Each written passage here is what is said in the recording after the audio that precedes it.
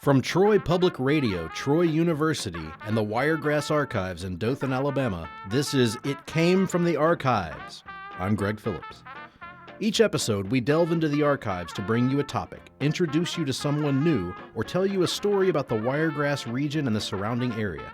Our guide is Dr. Marty Olaf, director of the Wiregrass Archives at Troy University. Dothan native Johnny Mack Brown has a star on the Hollywood Walk of Fame and a mural in his hometown. But many outside of the Dothan area might not remember the football and film star. He was a standout on a legendary 1925 University of Alabama football team before they were even called the Crimson Tide. But it's a long jump from Tuscaloosa to Hollywood. Today, we take a closer look at the life of local legend Johnny Mack Brown. Well, Johnny Mack Brown, as you know, is a film star. And the films he's remembered for are the B-Western movies of cinema during the 1940s and 1950s. Those matinees on Saturday that your parents always tell you about, that they paid a dime to go to the movie and they would see Johnny Mack Brown. And Johnny Mack Brown was born in Dothan. His memory is beginning to fade just a little bit, so he's not as overwhelming as he was when I first arrived in Dothan about the year 2002. But I'd like to revive him just a little bit. He was born there in 1904, and he played Dothan High School baseball, basketball, and football. And during his football career there, he earned his nickname, the Dothan Antelope, for his downfield speed. He was not a natural footballer. He didn't automatically pick up on the game. He had to work really hard to understand what football was about, to understand what the plays were about. This doesn't speak to his intelligence. It speaks to just kind of a basic idea that football was fairly new and it wasn't as ingrained in the culture. College football had only started in 1892. Really, maybe a little bit earlier, but it came to the South in 1892. And so it was only about 30 years old. And not everybody, young man, aspired to be a football star. But Johnny Mack Brown somewhat did. Just a natural talent, I suppose, that he developed through hard work, right? Yeah, he developed that talent through hard work. His speed was there. He did broken field running extremely well. And remember, this is a period of time of leather helmets, if you wore a helmet at all, of fabric shoulder pads, of fabric knee pads. And so it's like rugby a little bit. You know what they say about soccer? They say it's 90 minutes of players pretending they're hurt.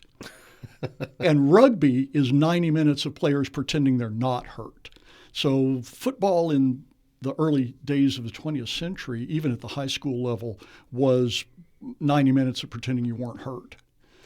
Very physical game. Very physical. And Johnny Mack Brown also said in one of his short biographies that when they played pickup football or when they practiced football for Dothan High School, they practiced on a stony field because they had just not cleared the field. It was a rough and rugged game at that point. But he got that name, the Dothan Antelope. He was also a little bit of a thespian. It seems like he'd be a theater kid since he went on to become famous in the movies. But because of that football, you know, you might think, well, he just got lucky and just turned into an actor. But no, he had a little bit of a background as a theater kid, as a thespian. Now, it's an interesting combination because he's doing these sort of theater gigs on the side while being the ultimate jock, playing all these different sports. So it's an interesting marriage of two sort of clashing groups and cliques in high school, I'm sure, where you're part of you wants to be the actor and part of you wants to be the star athlete. Maybe it was different in those days, but certainly when I was in high school, those were very diametrically opposed groups. And I think a lot of that is the maturation of each of those areas of activity. As areas of activity mature, they tend to become silos. They tend to have an internal, what you might call a hermeneutic of rules and best practices and personality types that, again, they get siloed off from each other. But in a small town, in a small school, where he was a popular, handsome boy who, oddly enough, was pretty shy. And so he could excel in both of these areas where nowadays you don't think of there being a great deal of crossover. And using these skills that he developed on the football field in particular, and we'll get to the acting a little bit later, but before he did that, he goes to the University of Alabama, which, of course, in those days was just beginning to become the University of Alabama football that we know today as being this great legacy. These were the sort of early days of that, and he arrives on campus 1922, I believe, 23, and then he becomes a star on the 1924 and 25 Alabama teams. What was the nature of football in Alabama at that time and at the University of Alabama, and how important was Johnny Mack Brown to those teams? This was the era in the early 1920s when the University of Alabama really did start to become something of a powerhouse. Now, they were known in the South, and they had a series of good teams, one after the other. That 1924 and 1925 teams, I guess both of them, were particularly good and had a number of good players on them. And they were so good that they weren't the first choice to get an invitation to the Rose Bowl of 1926, which was played on January 1st, 1926. But when Dartmouth refused the invitation to play against the University of Washington, because at that time Ivy League teams did not play outside of the Ivy League, they did not accept bowl game invitations. So Bama got the invite. They were good enough to get that invitation, and it was something of a joke in other parts of the country. They were going to play the University of Washington, which was far and away the best team in the U.S. at the time, far and away. And no one outside of the South had any feeling about Southern football, except they're not all that good. They're just a bunch of plowboys who are chucking the ball back and forth, and they're second rate at best, maybe third rate. Okay, well, let's see. So there's a lot riding on this game for the University of Alabama, and they knew this, and they played it up. And it was remember, this is only 50 years after the Civil War. There was a whole lot of lost cause Southern honor involved in them going to the Rose Bowl. Now, it's my understanding that this Rose Bowl game is where they got their elephant symbol. Really? Yes. That a luggage maker provided a bunch of luggage for the guys to take the train over to Pasadena, and that his sales symbol, his logo, was an elephant. And the team, after winning this bowl game, quite surprisingly, adopted the elephant, or had it adopted for them as their logo and their symbol. Wow. And that's my understanding about how that worked. But Johnny Mack Brown was responsible for 2 of the 3 touchdowns, I think, that Alabama got. Of course, Alabama had a terrible first half in the 1926 Rose Bowl, and then they came out of that and had a couple of scores in the third quarter, and then Johnny Mack Brown at the very end, of course, the big apocryphal football hero story, makes this long run at the very end and outpaces everybody and gets that final score. So the University of Alabama beat the University of Washington by a score of 20-19. So a real nail biter right there at the end. Well, this just really made a big impression on people in California, particularly in the Hollywood area.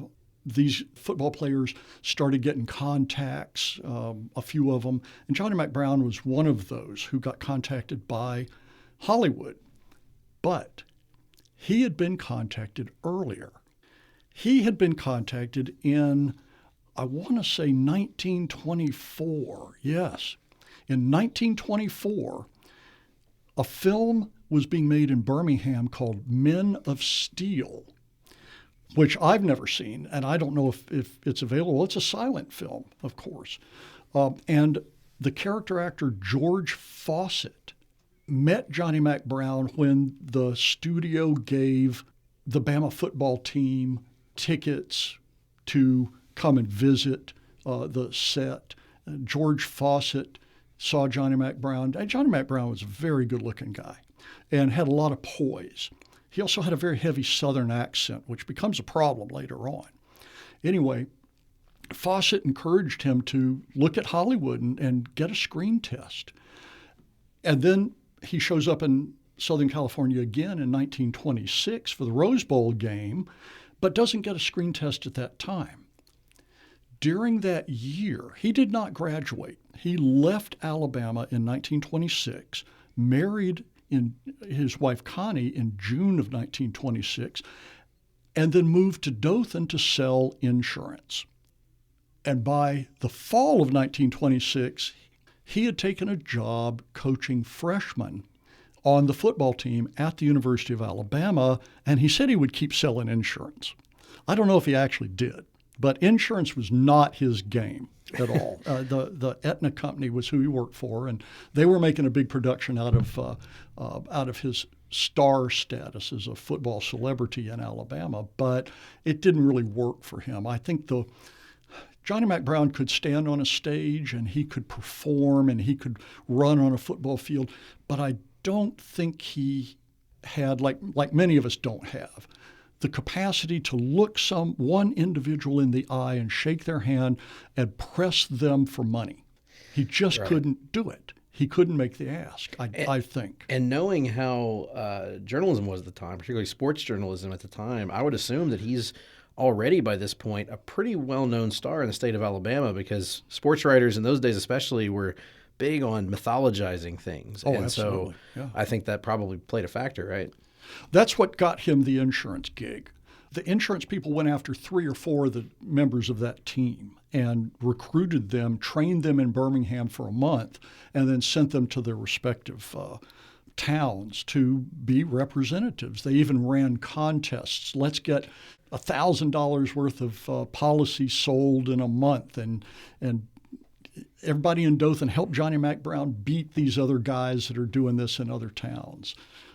So it's a competitive business, and they were really factoring in the star power and all of this. He ends up, of course, coming out of this. How does he end up back in Hollywood and getting his movie career launched? It's actually pretty straightforward, because he took that job as a freshman coach at Bama. Bama got invited back to the Rose Bowl on January 1st, 1927. And I'm going to say this authoritatively, there's some dispute about how he actually ended up with the screen test, but I found 2 or 3 newspaper articles that I think are pretty definitive in this case, that he went with the team back to Pasadena for the Rose Bowl. His brother was on that team, who was actually a better natural athlete than Johnny Mack was. But he hooked up with George Fawcett again, and MGM gave him a screen test, and they liked him well enough to offer him a contract. And his first movie in early 1927 was a silent movie where he appeared uncredited. He doesn't have a credit for this, but he's in Slide, Kelly Slide, which is a baseball movie. He ended up making more than 24 movies under his MGM 5-year contract. And he was opposite a lot of well-known leading ladies. They tried to make him a romantic lead. And in the silence, it almost worked. The kind of lead he played was the relatively naive younger man who was seduced in a web by a spidery, slightly older woman. Not a big disparity in age, but a much more worldly woman who used him for her dastardly deeds, you might say. But He played against Marion Davis in 1927, which was his first leading role. He played against Greta Garbo. He played against Joan Crawford. He played against Norma Shearer, all in 1928. He made his first talkie in 1929 called Jazz Heaven, and he made his first Western in 1930, directed by King Vidor, who was an extremely well-known director. And one of the great names of early Hollywood. One of the great names of early Hollywood, partly because he was well-known, partly because it's just a great name. Yes. Yeah. He made a film called Billy the Kid. And William S. Hart, the character actor and Western actor, was the technical advisor on Billy the Kid for King Vidor, and loaned Brown one of William Bonney's actual pistols, Billy the Kid's guns. And there are unverified stories that Brown ended up with that pistol, as a souvenir of that working with William S. Hart and working on Billy the Kid. And King Vidor did not want Johnny Mack Brown to play William Bonney. He wanted a skeezier guy. Johnny Mack Brown was too wholesome, but he still played that part in a particularly skeezy way, which is pretty interesting because the rest of his career was about being wholesome. And his very last movie, made in 1965, called Apache Uprising, he played again to use the word dastardly, sheriff, very corrupt sheriff. He played a heavy. And he regretted doing that. He said, this was a bad idea. It kind of wrecked my vision of myself. So he started out kind of skeezy in Westerns and ended up kind of skeezy. But in the middle, he was this good guy. And his career is extraordinary. He has 162 movies. That's an incredible amount, especially for the number of years that he worked. Well, they were cranking out movies. They do 5 movies a year. Wow. And as one of his daughters said in interviews that I conducted with them in 2003, he was always gone. And when he wasn't gone making movies, he was rehearsing movies or learning lines for movies. And we talked about this in relation to how much time he spent with the kids doing things like Boy Scouts and Girl Scouts. It was part of the quote-unquote normal life of Hollywood. How can you have a normal life in a place like Hollywood? And they said, the kids all said, yeah, we had a pretty normal life, but Dad was absent a lot of the time. And even when he was there, he was working on movies. So they were busy constantly. Did his Southern accent, was that a benefit to him, or was that an impediment to him getting roles in Hollywood? It was an impediment at first. It's what killed his career at the end of that first 5-year MGM contract. His career was dead at the end of that 5-year contract because of his Southern accent. He even took voice lessons, voice coaching, to try to get rid of it, and it knocked the edge off, but he still had a soft drawl, which was not what Hollywood was looking for in leading men. But it was a great benefit in his Westerns career. That was the voice that they sought for matinee movies, matinee Westerns. And so he, after this sort of career slump that he goes through when his career's dead, that's when it kind of takes off and explodes, and he becomes this Western hero of sorts to people. Right, and these were not big studios. These were second-tier, third-tier studios churning out movies for the mass market. They didn't have to be particularly well-produced. They were a little bit formulaic. Costuming, of course, was very much second-rate. But they paid. They paid the bills. And they actually made him a star because you didn't have to have great production values to appeal to the audience that these movies appealed to, which were basically tween kids and teen kids and very young adults. And kids who needed something to do on a Saturday afternoon, and their parents were happy to have them out of the house and inside of a movie theater where they could go wild, but they wouldn't be out on the streets. And of course, it wouldn't be one of our It Came From the Archives episodes if it didn't somehow get back to the Peanut Festival. Absolutely, yeah. And so in October 1950, Johnny Mack Brown made his triumphant return to Dothan and actually played a role in the Peanut Festival. Is that correct? Oh, yeah. In October of 1950, he came back to Dothan as the Grand Marshal of the National Peanut Festival Parade. He was on horseback. One of the newspaper articles says, quote, he was a dashing figure in white Western regalia, complete with tinkling spurs and a holstered six-gun, unquote. And that was at a crowd estimated at 70,000 for that parade. But it's really the 1953 parade that is quintessentially Johnny Mack Brown. He was not the Grand Marshal of that parade, but he finished filming in Hollywood on October 21st, immediately got on an airplane, and we're not talking a jet airliner here. He flew on a DC-4.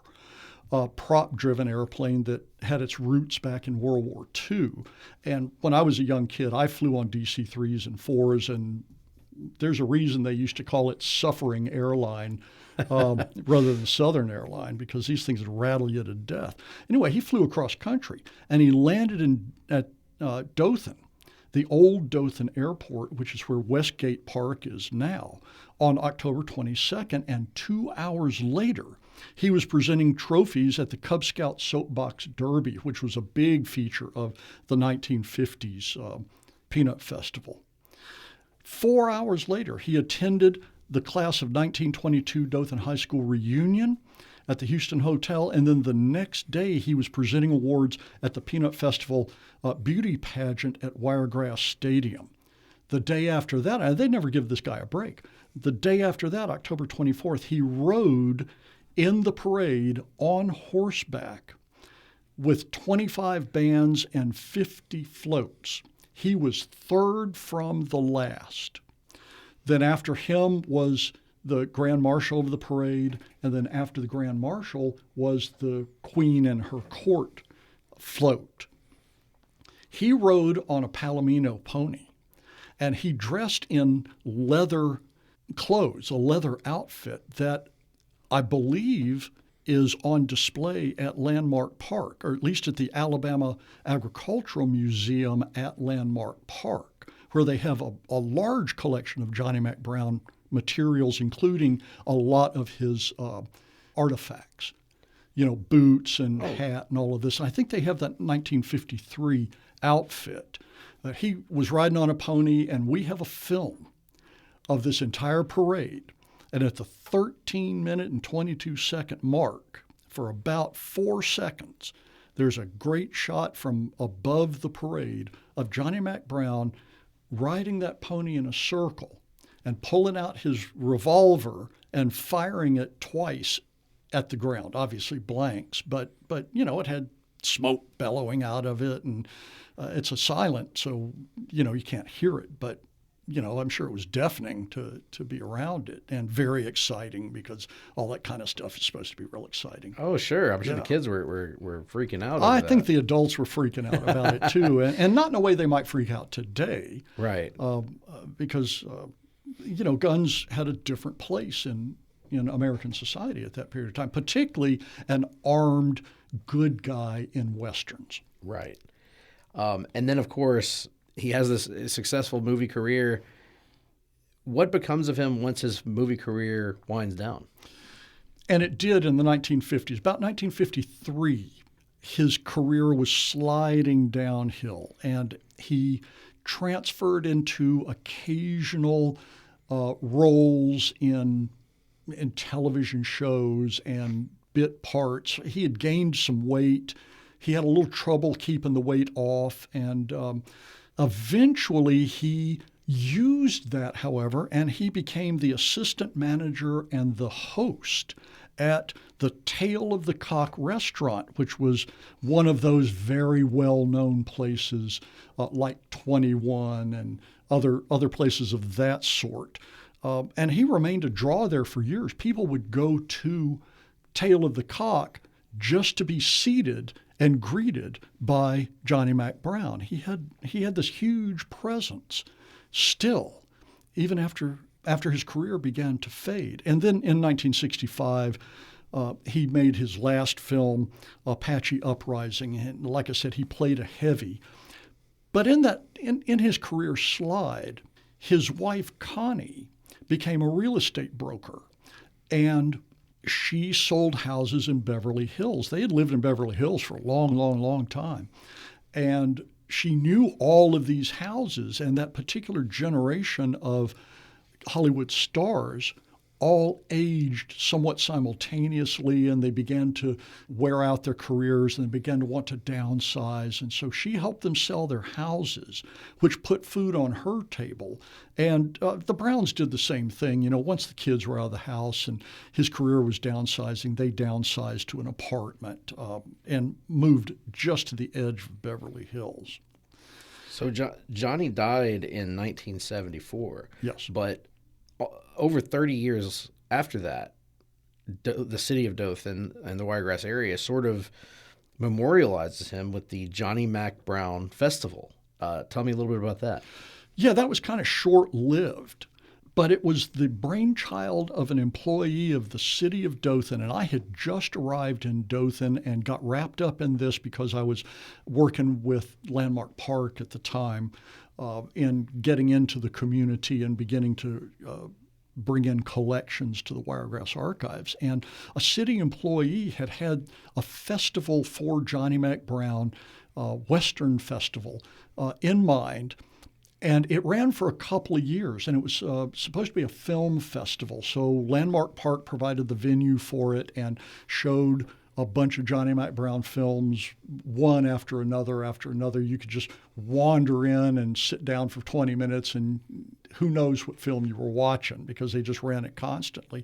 But, you know, Johnny Mack Brown himself has been memorialized a number of times. And in addition to the Johnny Mack Brown Film Festival, he was the subject of one of the murals, one of the very first murals, the first 5 murals painted downtown in Dothan in the 1990s. He was the subject of one of them. It's still there on South St. Andrews Street in the first block on the first building, as a matter of fact. It's one of those Dothan landmarks that when I first moved to Dothan in 2008, it was one of the first things that I was told about when I got to the city is you've got to see these murals. And I didn't know who Johnny Mack Brown was, but I went through a crash course of knowledge pretty quickly from some of the old timers in the area. So it really was for a lot of people. He was somebody that did make an impact in that region.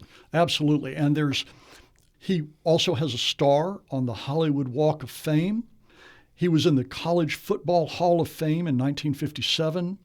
He was in the inaugural class with Bear Bryant and Shug Jordan in 1969 in the Alabama Sports Hall of Fame. He's in the Rose Bowl Hall of Fame in 2000. He's in the World Cowboy Gunspinning Hall of Fame in 2003. I didn't know there was such a thing. I like that there is, though. I do, too. And he received an in memoriam Golden Boot Award in 2004 for being a cowboy star. He's also in the Alabama Stage and Screen Hall of Fame. Are there any materials in the Wiregrass Archives related to Johnny Mack Brown that people might be able to find? You know, I said that big collection of material about Johnny Mack Brown, movie posters, memorabilia, costumes, things like that. They're out at Landmark Park. And when I was working with Landmark Park, Dothan Landmarks Foundation, Inc., about what collections I would take off their hands, those were some of the particular pieces that they said, no, we'll keep this collection out here. So they still have this great collection. And you should make arrangements if you're into Johnny Mack Brown to go out and try to see this collection. But what we have in the Wiregrass Archives is something I think is particularly special, especially since it was not long ago that I finally transcribed these things. They are taped interviews with particularly Johnny Mack and Connie Brown's 3 surviving children. which is Cynthia, Lachlan or Lockie, and Sally. Cynthia became a real estate agent because she started with her mother and then became a real estate agent in Arizona. Lockie was an insurance salesman in Southern California. And Sally became an English teacher in Norway, of all places. Wow. They all flew into Dothan for the very first Johnny Mack Brown Film Festival. And they allowed me to record them. So I recorded them down at the Civic Center with just a little tape recorder and a little microphone. And my wife was helping me. And I was focused on them, doing this recording with them. And at one point I turned around and I looked. There had to be 35 family members in the room with us. I had no idea they had come into the room. And so we're doing this performance in front of all of the family. But we've got these great recordings of them, and I've just transcribed them, and they are, the recordings are not available online yet, but the transcriptions are available online through the Wiregrass archives. Johnny Mack Brown Family Collection. So we've reached the end of this episode, but definitely not the end of the Wiregrass archives. There is still so much to discover and so many more stories to be told on this podcast. You can find more information on your own at troy.edu/Wiregrass archives. If you like this podcast, be sure to tell a friend. And we'd love it if you left a review in the App Store. It helps other people find the show. I'm Greg Phillips, joined as always by Marty Olaf, director of the Wiregrass Archives in Dothan, Alabama. This episode was recorded in the studios of Troy Public Radio and was produced by Austin Toy and Joey Hudson with help from Kyle Gassett. Thank you for joining us for this episode. We'll be back again soon to tell you another story, and you'll know it came from the archives.